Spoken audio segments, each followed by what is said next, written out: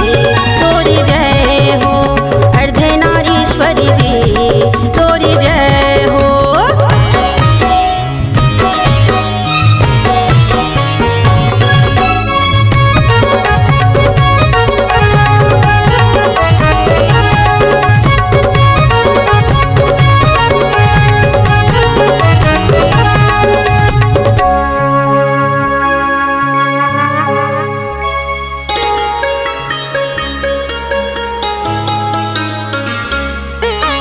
बेलदारी शिवनी थाना खरोरा जिला रायपुर माँ तोरे पूजा यौ सेवा बजावन पुजारी नीलम शर्मा पुजारी नीलम शर्मा जी पुजारी संतोष शर्मा।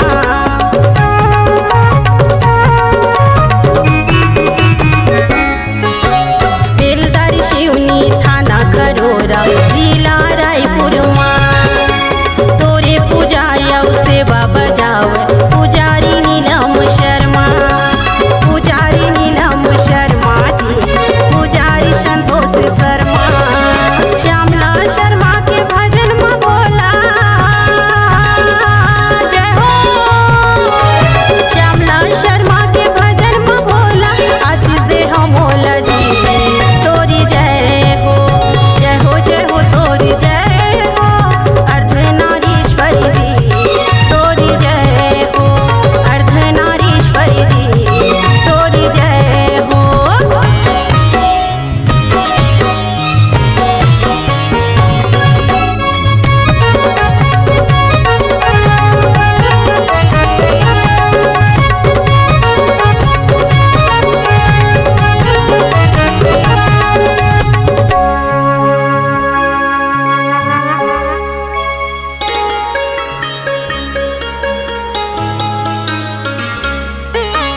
वर्षारी तू माँ कालय चिकना दिशमरी तू माँ पूरा सितरी तू माँ काला खुदूरा मन्नत करे सबके पूरा मन्नत करे सबके पूरा जी मन्नत करे सबके पूरा।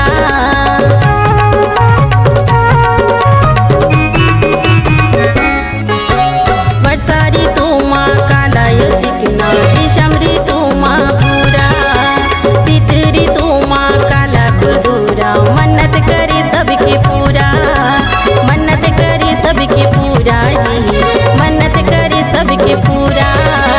भोले बाबा दिखावे से बोला जय हो भोले बाबा दिखावे से बोला पार्वती मैया की तोरी जय हो जय हो जय हो तोरी जय हो अर्धनारीश्वरी जी तोरी जय हो अर्धनारीश्वरी जी तोरी जय हो।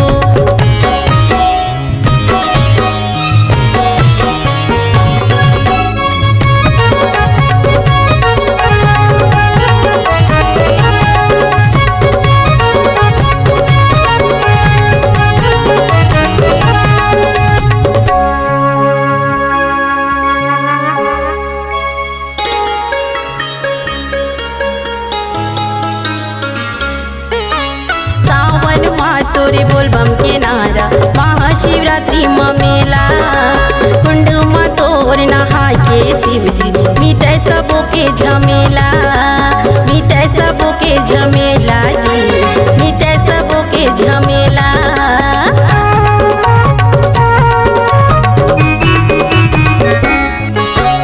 सावन माँ तोरे बोलबम के नारा महाशिवरात्रि में मेला कुंड में तोर नहाय के शिवजी मिटे सबो के झमेला मिटे सबो के झमेला जी मिटे सबो के झमेला। श्यामला शर्मा के भजन में भोला जय हो श्यामला शर्मा के भजन में भोला आशीष दे हम मोला जी तोरी जय हो जय हो जय हो तोरी जय हो अर्धनारीश्वरी जी तोरी जय हो अर्धनारीश्वरी जी तोरी जय हो। एक बछर मात महिमा दिखाए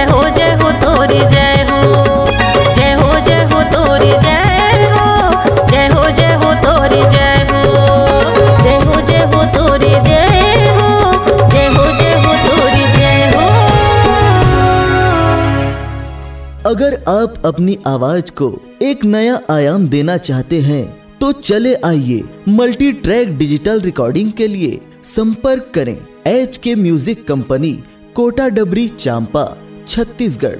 मोबाइल नंबर है 9329238487 और 8085380339।